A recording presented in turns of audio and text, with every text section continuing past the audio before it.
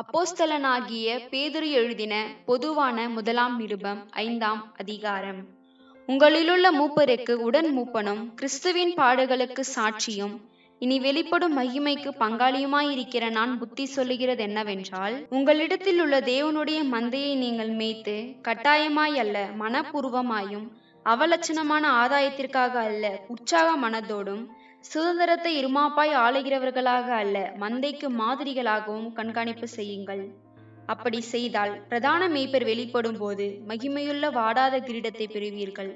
அந்தப்படி இளைஞரே, மூப்பருக்கு கீழ்ப்படியுங்கள். நீங்கள் எல்லாரும் ஒருவருக்கொருவர் கீழ்ப்படிந்து மனத்தாழ்மையை அணிந்து கொள்ளுங்கள்.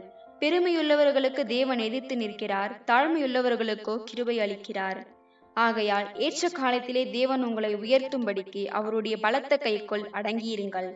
அவர் உங்களை விசாரிக்கிறவர் ஆனபடியால் உங்கள் கவலைகளையெல்லாம் அவர் மேல் வைத்து விடுங்கள். தெளிந்த புத்தியுள்ளவர்களாயிருங்கள், விழித்திருங்கள். ஏனெனில் உங்கள் எதிராளியாகிய பிசாசானவன் கெர்ச்சிக்கிற சிங்கம் போல் எவனை விழுங்கலாமோ என்று வகை தேடி சுற்றித் திரிகிறான். விசுவாசத்தில் உறுதியாயிருந்து அவனுக்கு எதிர்த்து நில்லுங்கள். உலகத்திலுள்ள உங்கள் சகோதரரிடத்திலே அப்படிப்பட்ட பாடுகள் நிறைவேறி வருகிறது என்று அறிந்திருக்கிறீர்களே.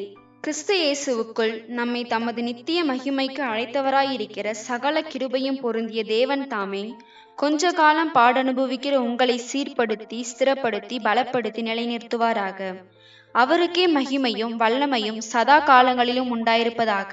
ஆமேன். உங்களுக்கு புத்தி சொல்லும்படிக்கும் நீங்கள் நிலை கொண்டு நிற்கிற கிருபை தேவனுடைய மெய்யான கிருபைதான் என்று சாட்சியிடும்படிக்கும் நான் சுருக்கமாய் உங்களுக்கு எழுதி எனக்கு தோன்றுகிறபடி உண்மையுள்ள சகோதரனாகிய சில்வானுவின் கையிலே கொடுத்து அனுப்பியிருக்கிறேன்.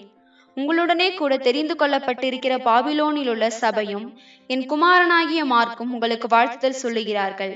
ஒருவரை ஒருவர் அன்பின் முத்தத்தோടെ வாழ்த்துதல் செய்யுங்கள். கிறிஸ்து இயேசுவுக்குள்ளான உங்கள் அனைவருக்கும் சமாதானம் உண்டாவதாக. ஆமேன்.